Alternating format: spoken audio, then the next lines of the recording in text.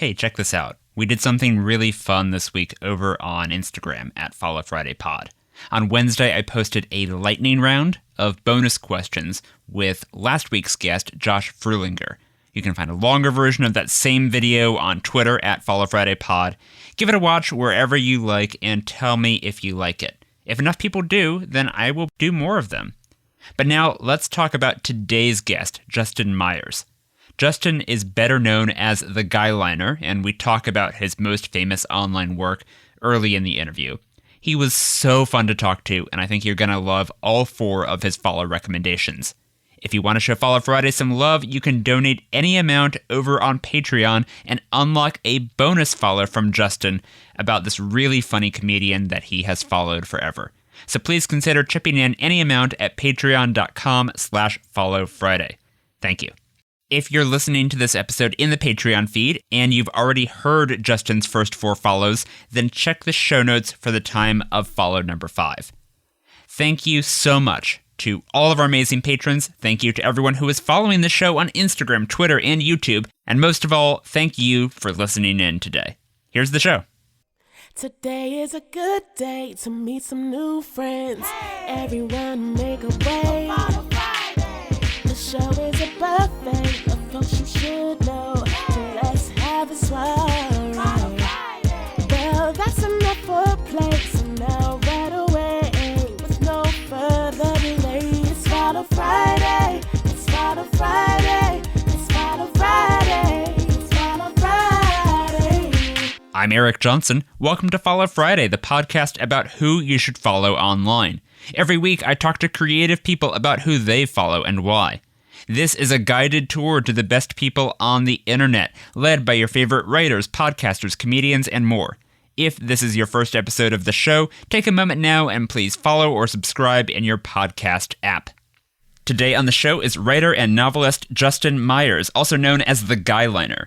He was recommended by a previous guest on the show, Helen Zaltzman from The Illusionist. If you're looking for that episode, it originally aired in April 2021, a full year ago, which is impossible to imagine. You can find Justin at theguyliner.com and on Twitter and Instagram at theguyliner. Justin, welcome to Follow Friday. Hello, thank you very much for having me on. So glad that you could be here. People who listened to Helen's episode last year will know this already, but you are best known maybe for a series you've been writing for a long time, about 8 years now, called Impeccable Table Manners. 8 years. It's a review of this column in the Guardian magazine, right, called Guardian Blind Date, and you've been writing online sort of picking apart like what people say in this dating column. Most of our listeners are in the US, so maybe if you could talk a little bit about what Guardian Blind Date is, what makes it interesting, and then what you do with Impeccable Table Manners. It's really hard to explain without sounding like I have severe social problems, but I will give it a go. So for the last 11 or 12 years, The Guardian is a national newspaper in the UK. And for the last 12 years or so, in their weekend supplement magazine, they have been printing a column called Blind Date, in which they send 2 complete randoms who have applied to be in this column off on a date somewhere in a restaurant to eat a free meal in the hope that love will blossom.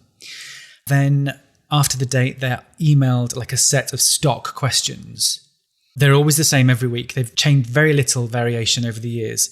And they answer them. And I'm a big fan of the column. It's a really interesting look into how people behave and also what they choose to reveal about themselves, not only to a stranger on a date, but also in a magazine. Some of these people are insane. Anyway, and some of them are very, very ordinary. And you're no less interesting the more ordinary you are, I found in this column. So a few years ago, I used to talk about it on Twitter a lot with other people. It's a really popular feature over here, the Blind Date column. And I used to write a dating blog of my own. I used to hide my identity and go on dates with men and write about them afterwards. And then when I found a boyfriend, I kind of still wanted to write, obviously, and needed to find something new. So I just started doing analyses, really, of these blind date answers. Because there are stock questions, it's quite easy to draw conclusions and make comparisons and, make social commentary about what they say, how they answer these questions. And it just snowballed into something I used to do for half an hour on a Saturday morning into this gigantic thing that got me an army of fans. And I'm so uncomfortable with every aspect of it, but it's great. And it's not really about the people who are on the date, I always say. Really, the blog, the column, my analysis is about me and about the world in general and about what the things these people say on these blind dates, what they mean to us generally. We've all, got something in common with them, that kind of thing. So it's not really... when I first started doing it, I would kind of rip them to shreds. But now that we live in the Be Kind era... Yeah, I've kind of backed away from that a little bit. And for the last few years now, it's been more of a general commentary on how mental the world is. And you also write a weekly column for the British edition of GQ. And I want to ask you about something you recently wrote called What to Do If Someone You Love is a Terrible Person on Twitter. This is the sort of headline that I will click in 5 seconds, like the immediate bait for me. I'll link to this in the show notes, but I love the fact that you encourage people to confront toxicity in private, to not start a forever war in the Facebook comments. And you also write that, quote, you have a right to an untarnished online space, and if that means unfollowing everyone you know in real life and banning your family from looking at your updates, so be it. So, this podcast is Follow Friday, but I frequently unfollow people or mute them. I am a huge fan of this approach. It sounds like you do the same. Do you kind of curate your own life and your own social media in this way? I'm a muter rather than an unfollower. So I follow now very cautiously. I've got like 34,000 followers or something on Twitter, which is a frightening prospect sometimes. It could be worse. Obviously, it could be 200,000. Right. So I'm quite careful now who I follow. And in fact, it was quite a big deal for me to come on a podcast called Follow Friday, because I always get very nervous endorsing anybody, because the way things are at the moment, anyone can turn into that milkshake duck like overnight.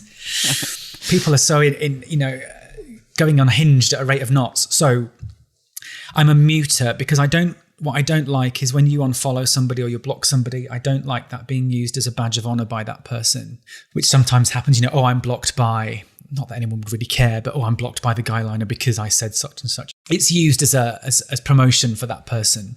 And I'm so not about that. Right. It's like they'll take a screenshot and they'll use it usually as a way of alleging some sort of hypocrisy. At least that's the way it happens in the U.S. in our political, sphere over here is like, oh, I thought you cared about free speech or some nonsense like that. Yeah, screenshots are very rarely done in good faith. Yeah, exactly. All right, well, let's flip the equation. We will dare to venture into the world of who you do follow online.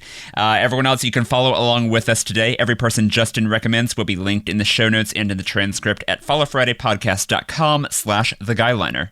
It's Follow Friday. Justin, before the show, I gave you a list of categories, and I asked you to tell me 4 people you follow who fit in those categories. Your first pick is in the category someone who makes the internet a better place, and you said Daytime Snaps, which is on Twitter at Daytime Snaps. Everyone who's not currently driving, I strongly recommend going to Daytime Snaps on Twitter so you can see what we're going to be talking about. But Justin, to the best of your ability in an audio podcast, could you try to explain what Daytime Snaps is all about? So yeah, this is very much a not for radio kind of account, isn't it? Because it's all visual. So Daytime Snaps is a very simple concept. It is out of context screenshots of British daytime television. Now, I don't know what daytime television is like in the US, but I imagine it has its own charm. But in the UK, we have things like auction shows. There's the usual breakfast TV of people talking about the news in a very weird, woolly, vague way. Mm-hmm. There's property shows, magazine and discussion programs, game shows, quizzes. And they are usually populated either by the worst celebrities in Britain or people you would very likely move house if you had to share a garden fence with them. And obviously I love it. And the TV shows are completely deranged. So you'll get... it's like a really fascinating peek into British culture, which also makes it terrifying. And I would love to hear what Americans think of this account, honestly. But it's kind of people doing very strange things. And the thing about daytime TV is that you get the kind of people who don't get to be on television very often. Mm-hmm. Like once upon a time, you might have seen them on primetime game shows, but we don't really do that anymore in the UK. The celebrities now, from the increasing celebrity circuit, they come in and they take part in these shows. So the magazine shows, we have a very big magazine show in the UK that runs 5 days a week, and it's called This Morning, highly original. And it's presented by Holly and Phil, who are, I would say, borderline iconic celebrity figures in the UK. And these shows, sometimes they have very big stars on them. And sometimes they have people like the woman from New York who made £30,000 a week from farting into a jar. Oh my gosh. And the screenshots in Daytime Snaps are presented completely out of context. There's never any caption, any supporting text at all. Right. But obviously sometimes on these discussion shows, we have a show called Loose Women, which is a kind of like The View. Right. It's the British version of The View. And if there's a phone-in or some kind of audience participation, obviously there'll be an on-screen graphic that will make you question your sanity. And I just... Before we came onto the show, I just collected a few for you from Daytime Snaps. So some examples would be, is it okay to kiss your pet on the lips? I saw this one, and the picture of kissing the pet on the lips is this woman making this like very, very intense frown is the only way I can describe it. Yes. Is this the world's biggest potato? How to cook lasagna in your dishwasher. And my personal favourite is one, I have a fear of custard. And this was a phone-in line on This Morning. And they had a woman phoning in. She had a fear of custard. And as she was talking about custard, she couldn't say the word without retching. This is live on television. Oh my gosh. This woman is almost throwing up. It's I mean, I'm sure it's not quite as... I always imagine... And this may not be true, that American TV is slightly more sensationalist than UK TV. But there's something very twee about British daytime TV, I think. Daytime Snaps kind of encapsulates that weird tweeness, that very local feel that UK daytime TV has. Right. Yeah, I mean, we have a lot of these, the chat shows and morning news shows, things like that, and a lot of game shows as well. I mean, the classic thing in America is if you are homesick from school, that means you get to watch The Price is Right, long-running, game show where people are competing to guess the prices of things they don't need and would never buy otherwise. Yeah, we had that one for a while. But my favorite one, at least recently on Daytime Snaps, is also from a quiz show. It's either the host or a contestant, I'm not sure. It's a black man with glasses and a bald head looking at the camera. And below him is the question, what is the Norwegian word for a speed bump? And the options are fart stump, poop slump, and bum strump. And he's just looking at the camera like, I don't know what I'm doing here either. That sounds like The Chase, which is a very, very popular quiz show here in the UK, and it runs on prime time as well. It has huge audience figures and has a celebrity version and all sorts. It's massive, The Chase. One that I really liked was, I don't know whether it's the same in the US, but in the UK we have this culture on these shows of there's a very expensive phone-in quiz, and we call them premium rate phone lines, where the caller is paying a fortune per minute to enter this competition. Right. And the answers are always really, really easy to encourage you to enter. So I just noted one down, which was, which of the following does an owl not have? Is it A, eyeballs, B, a neck, or C, eyelids? And I really had to think about that one, actually. It's eyelids, right? I thought it was a neck. Oh, I don't know. Oh, no. Pretty sure they have eyeballs. No, 'cause... But yeah, it's just an amazing insight into the insanity of Britain generally, I think. This is an important cultural exchange, yeah. Yes, very much so. What is it that Daytime Snaps does that makes the internet a better place? And do you think, is there something that we as regular internet people, is there something we can learn from Daytime Snaps that can also make it a better place? Yeah, I think so. I think the reason it makes the internet a better place is that it shows how important it is to laugh at yourself And even in these times of ceaseless darkness, you will never have a problem as big as the woman who had to phone Holly and Phil to say she was afraid of custard. It just won't happen. So it makes the internet a better place by reassuring you that things could be a lot worse. And if you're playing along at home, the Norwegian word for a speed bump is fart stump. Oh, it actually is fart stump. It is fart stump, okay. Yes. Well, there you go, educational. Exactly. I think I do have this podcast categorized. One of the categories is the education category, and this is exactly why we learn important stuff every week on this show. So this is the kind of stuff you will never learn in an English class in school. So there you go. Exactly. What they don't want you to know. Well, that was Daytime Snaps, which is on Twitter at Daytime Snaps. It's Final Friday. Let's move on to your next follow. Justin, I asked you to tell me about someone who makes you think, and you said Annie Lord, who is on Twitter and Instagram at AnnieLord8. And that's the number 8 at the end, Annie Lord 8. Annie is a dating columnist for Vogue, so I assume you probably read her work to inform what you write for GQ and for Impeccable Table Manners. How did you start following her? Someone tweeted her into my timeline. That's how I discover most people that way, I suppose. And it was a column she'd written, and unfortunately, I can't remember which one it was, but I had never really read anything like it. She is such a... I mean, you'll note that my picks are kind of all writers. Maybe it's because I'm a writer as well, but I like to read writers. Right. Sounds obvious, really, I suppose. And I like, reading different kinds of writers. And Annie is such a beautiful writer, and the way she writes, it's so emotional and yet not saccharine or overly sentimental, just really meanvol and yet still light of tone. It's just such a brilliant writer. And I suppose, I've been a dating columnist in the past, and I write about sex and relationships for GQ. So, she's a very different kind of columnist from me, in that rather than to give information and advice or whatever, like I do, she talks about her experiences, and really her columns are kind of like chapters of a novel, almost, a very beautiful novel. She really draws you in, and her writing is always really insightful, yet kind of wistful. I think she's quite young. I don't know. I mean, everyone is young compared to me, but it feels like, despite her age, she's been through a lot. And I don't necessarily mean in a harrowing way. Mm-hmm. But when she writes about men and relationships and how she gets on with other women, it's so wise and sometimes self-deprecating, but it always comes from a place of, I have experienced this, and I'm not pretending to be the authority on this, but this is, what I think about it. And she goes off onto really beautiful tangents and muses about, it's just really nice. She's got quite a dreamlike quality to her writing.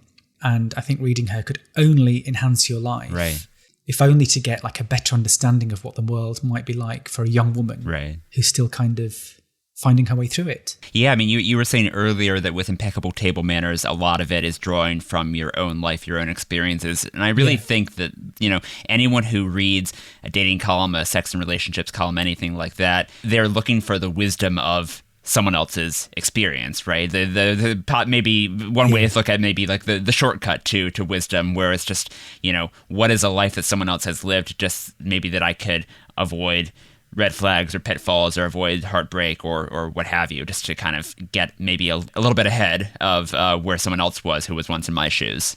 Yeah, and not just that, I think there is an element of it, of escapism, of spending a little bit of time in somebody else's life. Being alive a long time is no guarantee that you will ever fully work yourself out. Mm-hmm. But Annie's journey is quite a fascinating one to watch.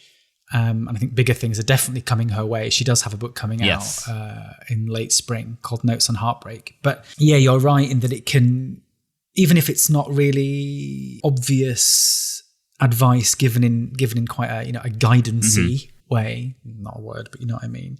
There's an element of learning through someone else's experiences, and also that escapism angle, like I said, and also just being entertained by it. You can still be entertained, I think, by experiences that aren't always positive, because the thing about Annie's writing is that even if the subject matter is quite dark or doesn't have a happy ending. And I definitely prefer stuff that doesn't have a happy ending, which is maybe why some of her stuff appeals to me. Right. But it's written in such a lovely way that you will enjoy the experience nonetheless. Exactly.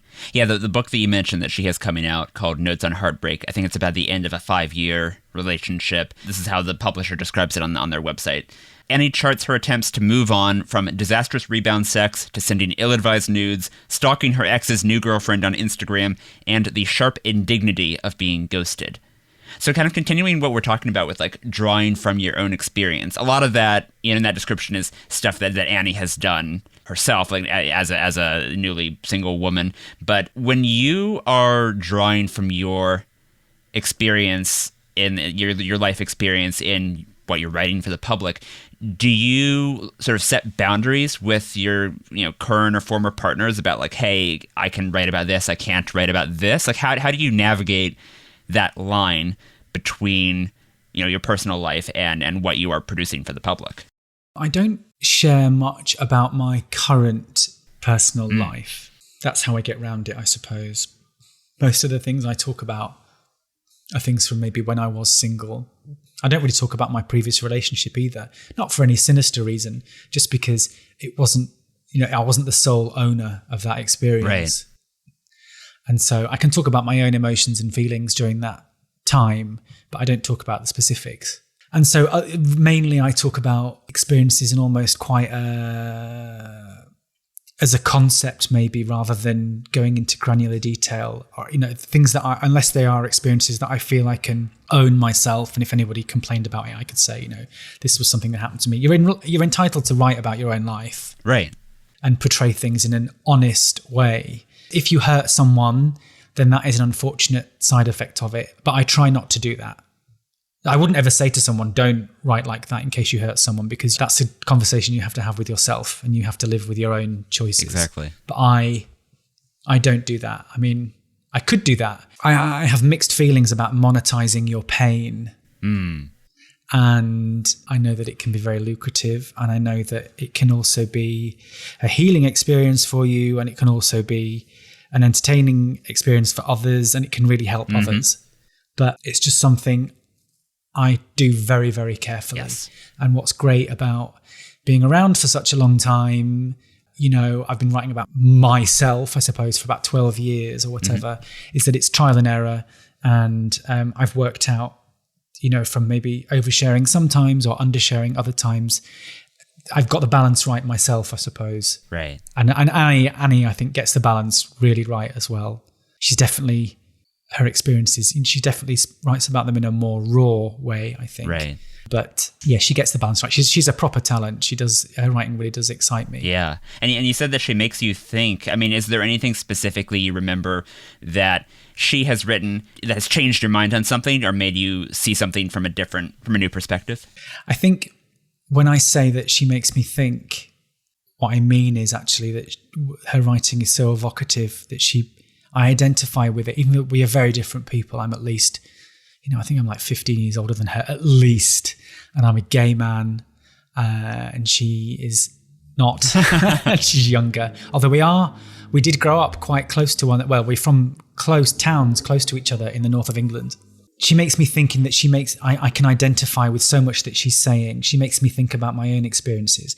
The things that are happening to her happened to me years ago in a way, and it's really interesting. Yeah, I see it from a new perspective, I suppose. What I see also is how things can be so unifying and so similar across gender barriers and age, any demographic you can think of.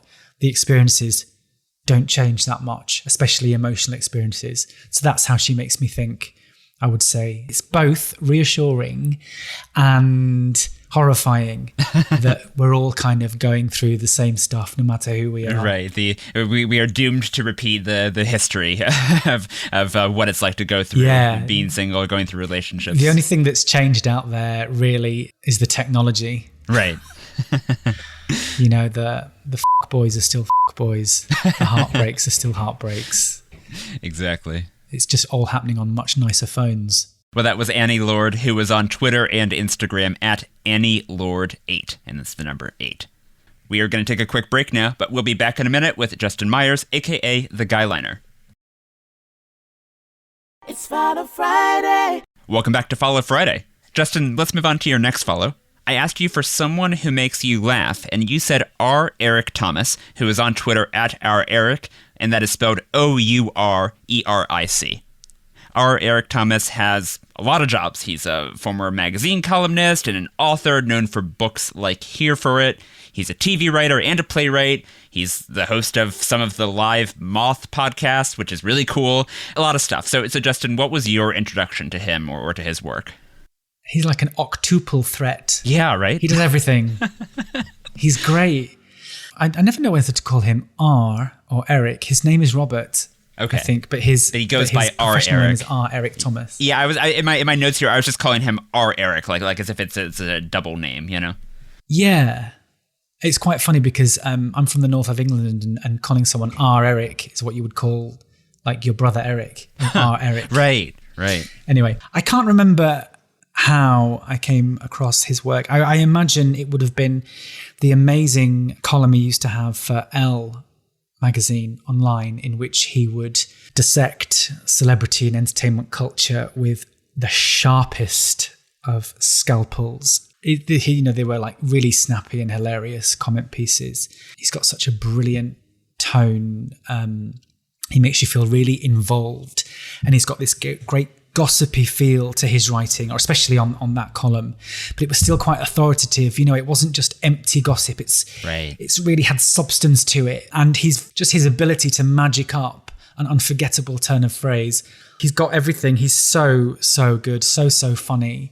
For celebrity culture, his is the take that you want. So, his assessment, for example, of the Will Smith, Chris Rock Oscars drama was, that was the right one. That was the one I was waiting for. And it was a brilliant take. I think his take was called Minding My Own Business, something like that. Yes. Basically, he was saying, this is two rich men doing their thing and has absolutely no bearing on real life for us mere mortals. So stay the hell out of it. And how true is that? Yep. Very wise. I don't know how much you've delved into his other writing, or how much of what he makes you laugh is his tweets. Like, is there other stuff that he's written that really makes you laugh, that really gets you? He has a couple of newsletters which I subscribe to. So there's Here for It, which he's been doing a really long time, and that is it's more his more personal newsletter, I would say. And he just riffs on whatever's been on his mind, and it's like, I'm tempted to say a stream of consciousness, but that would make it sound like there wasn't any art to it, because there really, really is. You can tell that it probably doesn't take him that long to write. It's just all natural. It fizzes off the page. It is properly sparkling stuff. So funny, just the way his brain will go off. It's like a labyrinthine, journey. And then it eventually comes back to his original point, just the way he ties it all together. Really, really good. I would recommend subscribing to that. And then he's also got his Previously On newsletter, which is more about pop culture, observations, talking about anything from rom-coms to mixtapes to Drag Race, whatever is happening out there, he's on it. But I think some of his funniest stuff was around when Maxine Waters... Yes, US Congresswoman, yeah. She's a congresswoman, that's right. And she's, how would you say it politely? She's an older lady, right? She's in her 70s. She's quite advanced in years. Apparently she's 83. I had no idea. My God. Well, she looks fantastic. Yeah. I thought I was being rude saying she was in her 70s because she doesn't look it. And she is an amazingly intelligent and quick-witted woman who really gives Congress, or whatever it's called. I don't really know much about US politics, I must admit. Wherever it is that she sits, she gives them hell. Mm-hmm. And R. Eric Thomas's, his summaries of when she was in the news. He wrote a book actually about her, and it was very, very funny. Just the way he inhabits the character, and he has such a brilliant brain that he will, he makes you believe that this kind of satirical parody version of Maxine Waters is probably quite close to the real one, and I hope it is true that she's really like that. It's not even necessarily his one-liners, which are epic. It's just the entire package, and I would honestly read absolutely anything by him given half the chance. It's a brilliant niche to have. And, you know, when readers decide that it's your take and your voice is the one that they want to hear, you know, discussing what's happening, whatever like that. It's such a talent, and he wears it well, and he's very prolific. And yet I never see a drop in quality or anything like that. He's just always on. I really admire him a great deal. Yeah, his book about Maxine Waters is called, I think, Reclaiming Her Time, which is a reference to a very famous in the U.S. viral political clip. Someone from the previous administration was testifying in front of Congress and just kind of being a jerk. He was not answering questions that she was asking, and she's an older black woman who suffers no fools, I think is the right way to put it. So she was like not going to be bulldozed by some punk who was testifying and not cooperating. So whenever he started to get evasive, she was just yelling down at him, reclaiming my time, reclaiming my time. Yeah, she, you know, has definitely had enough of everybody's nonsense. Yeah. And I remember our Eric Thomas wrote a column about that, and his column about that is definitely worth seeking out. I think it was one of his L pieces. Yeah. And it is just so funny. It's absolutely brilliant. And it was also worth remembering is that he turned this stuff around very, very quickly. Right. But it's not like a hot take. You know, it's not like one of those things that people will say anything for the money. Mm-hmm. You know, this was a considered, highly intelligent and measured piece that would have taken a much lesser writer hours and hours and hours. But he just... like that, that's and it was done. So impressive, yeah. So brilliant. Yeah. So sometimes when I'm writing something, I just need to, you know, stare at the blank page for a couple days, and then I go play a game on my phone, and then I come back, and for some reason, the page is still blank. I don't understand why that happens. But the pop culture newsletter that you mentioned that our Eric does is Previously On. It's at previouslyon.bulletin.com. And I want to ask you about one of his recent columns called Crush Culture Peaked with the Mixtape. The basic idea of which is that making a physical mixtape on a stereo, something that I'm old enough to remember doing, this was a time-intensive, stressful process, and that there's no form of online flirting, like making a Spotify playlist or sliding into someone's DMs. There's nothing that can compare to that, because it just does not take as much. Do you agree with that? What's your take on how the internet has changed, I guess, flirting with your crush? I agree with that, and I think this is I was reading that one recently, actually, and I do agree with that. I think this is why, you know, we get men sending dick pics. It takes no effort, and I suppose they think, you know, if I send 20, then one person might go for it. Whereas in the old days, and the fact that I'm saying old days makes me want to shrivel up into myself like a raisin, but back then, shall we say, in the era that Eric Thomas is talking about, you had to really mean it. You had to really put effort into this crush. You were spending your time making a tape, pressing pause and record, choosing the songs, agonizing over it. It's just much more of a commitment than dashing off a quick pic taken down your trousers or sliding a few songs over in Spotify that you could just send to a million people. This is a mixtape, a physical thing, a tangible object that you would have to create and then write a note to go alongside, put it in an envelope, take that to the post office and send it to someone. This is, you know, if you did that now, someone would get a restraining order against you. But back then, it was seen as a fairly normal thing to do. And I think your crushes meant more then. You know, you probably had fewer of them. You had a shorter list of potentials who might be interested in you. And so you focused your attention on them and did these things that would make them feel special. There's nothing to be honest, nothing that special about a Spotify playlist being mailed over even. I can make one of those in 10 minutes. You know, that's not special. And it's, you know, an emails are the least sexy thing on earth. Exactly. Because you can't judge the tone, but also you can't judge their handwriting. And the thing about physical mail that was so exciting is that you get to see their handwriting, and they say that the eyes are the windows to the soul. And if that's true, then the handwriting is what? Like the lawn? The front lawn. So if it's good handwriting and it's perfectly manicured, then that could mean one thing, not necessarily good. And if it's like a wild meadow and scrawling everywhere, then that could mean another. It's a view into their personality, right? I mean, my handwriting is abysmal. It is chicken scratch. And so I am very grateful that I met my then girlfriend, now fiance, online, because she appreciates good design and good handwriting. If she had to see my handwriting, I don't think it would have worked out. I think I really dodged a bullet there. Well, you see, Eric, my handwriting is very beautiful. Oh. So there's every chance that had I been the one mailing your girlfriend a mixtape, things could be very different. I mean, things would have to be very, very different in many ways for that to happen. But, just putting it out there. Well, that was our Eric Thomas, who was on Twitter at our Eric, OURERIC. It's Final Friday. We have time for one more follow today. Justin, I asked you for someone you don't know but want to be friends with, and you said Dame Joan Collins, who is on Twitter and Instagram at Joan Collins DBE. Dame, I guess DBE is Dame of the British Empire, is that right? Yeah, that's an unfortunate part, isn't it? The British Empire, never mind. Yeah, exactly. Don't think about it too hard. But Joan is an actor known for TV shows such as the original version of Dynasty in the 80s. Regrettably, I think the only thing that I have seen her in is in The Flintstones Viva Rock Vegas, about which the less said, the better. Oh, God. Justin, I assume you know and love her from something slightly better than The Flintstones Viva Rock Vegas. Yes. I mean, I am a gay man in my 40s.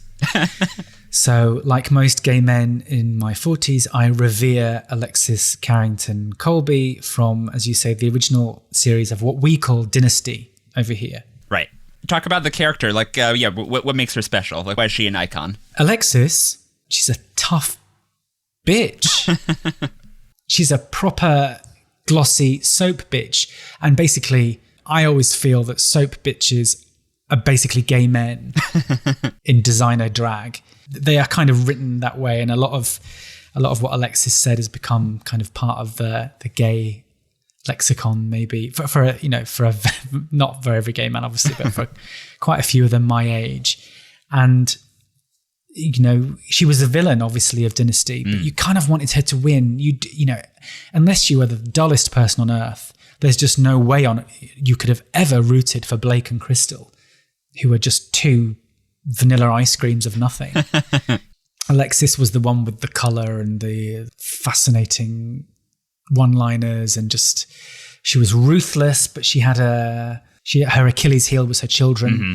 She was great. And what I find interesting about Joan is that for all her protests that she's nothing like Alexis, I reckon she's not a million miles away. And I would say what I find really interesting about Dame Joan is that she inhabits this bizarre world. I don't think anyone would question she has A-list status, right? Joan Collins, she's an A-lister. Even without having seen Dynasty or Dynasty, like I knew immediately, oh, right, Dame Joan Collins, very famous actor. Very, very famous. So she's proper A-list, but she has quite C or D-list sensibilities. In that some of the stars she hangs around with or knows, especially from the UK, are, shall we say, not quite of Joan's calibre, and yet she still grants them an audience. I think she's probably one of the last to straddle that really interesting difference between Hollywood and British celebrity.